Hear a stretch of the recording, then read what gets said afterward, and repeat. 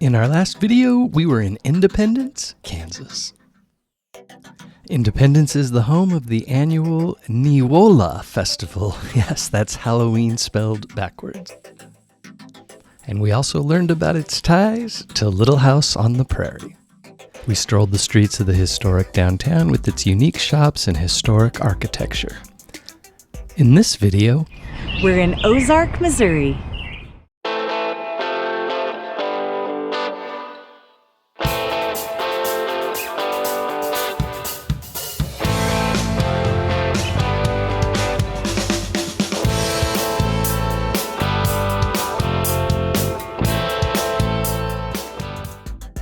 For context, we visited Ozark in late April of 2026.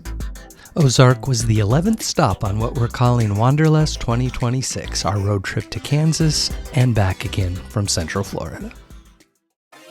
We start our journey at the historic Christian County Courthouse in the center of Downtown Square, built in 1919. Ozark was founded in 1841 but not incorporated until 1890.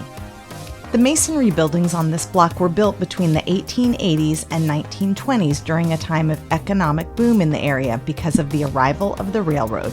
These replaced earlier wood structures. The current population is about 21,000. Here you see the new Christian County Courthouse and Sheriff's Office, which was completed around 2002. This monument refers to the city's turbulent past involving the Bald Knobbers, a post-Civil War vigilante group that roamed the region. This commemorates the site where their influence came to an end. This was a town square in the truest sense of the word. Everything revolved around this courthouse.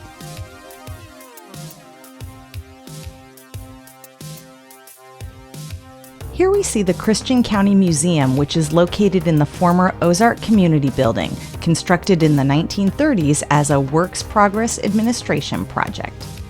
The museum moved to this location in 2017. If you want to visit, it's open Wednesday through Saturday.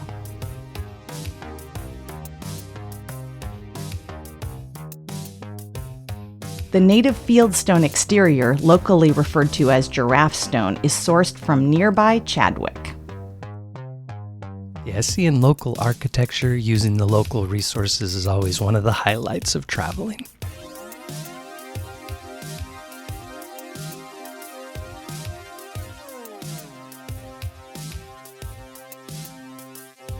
Ozark was heavily disrupted during the Civil War, during which time the town square was occupied by both Union and Confederate forces at different times.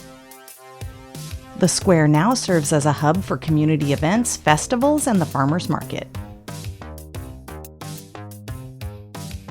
The Lion's Head Fountain is a Humane Society water fountain from the late 19th century.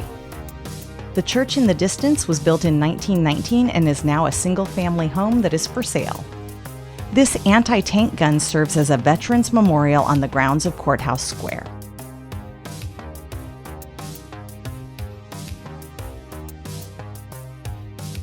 For further context, we're visiting on a Thursday right around 5 o'clock, so we were pretty surprised to see that downtown just didn't have a lot of activities going on.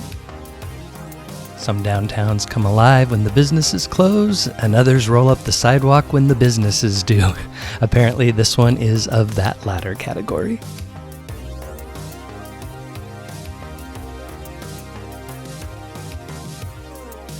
This artwork represents a traditional Ozark hunter and is part of the Downtown Revitalization Project, which includes life-size murals to celebrate local history, culture, and folklore.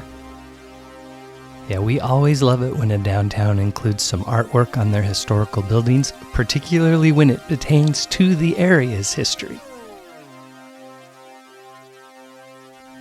Ozark started as a hub for agriculture and agricultural trade, but in the early 1900s shifted to manufacturing. Today, healthcare is the largest employer.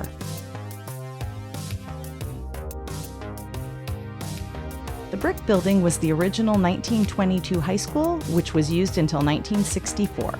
It was modernized in 2020 and reopened as an early childhood center. So the school's no longer a school, and the two churches we've shown in the video are no longer churches, but at least they're still in use, and you have to applaud that. This is a private military monument with the acronym standing for World War II, Korea and Vietnam Wars, Desert Storm, and Operation Iraqi Freedom. And here we're coming upon the second church that can be seen from downtown. This church was built in 1912. It's since been renovated and houses an antique store. Ozark is named for the nearby Ozark Mountains. It sits along the Finley River, which is a 48-mile-long tributary of the James River.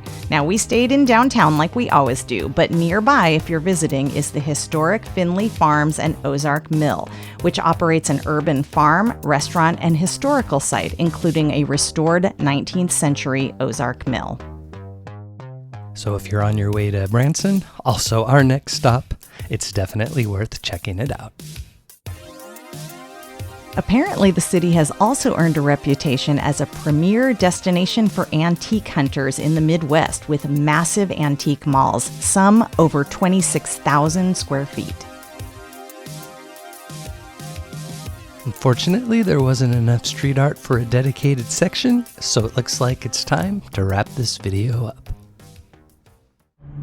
All right, Ozark, Missouri, your thoughts? Well, it's interesting because this sits between Springfield and Branson, and with the amount of traffic and everything off the highway, it's probably a pretty decent-sized city, but their little courthouse square historic downtown is much smaller than I guessed it would be. It's cute, but it is smaller than I would have guessed. I do love the old buildings, and this historic courthouse is great. There's also a museum across the street that talks about the area's history, so I'm glad we stopped. Yeah, I'd say, a quarter, maybe a third of our stops are completely unplanned, impromptu. This is a perfect example. So we had no idea coming into this what we were going to be seeing. And I would have thought it was going to be a lot bigger. Yeah. Because, the highway's packed. Yeah. A lot of people around here. But with that said, it's still part of the adventure of traveling. And so I enjoyed it. This is immaculate. It's beautiful. Yes. Very quaint. I have no idea if it's up and coming or if it's always been that way, but right now it looks fantastic. And Yeah. I had a good time. It was fun. Me too. All right, get off the couch and we'll see you next time. Cheers.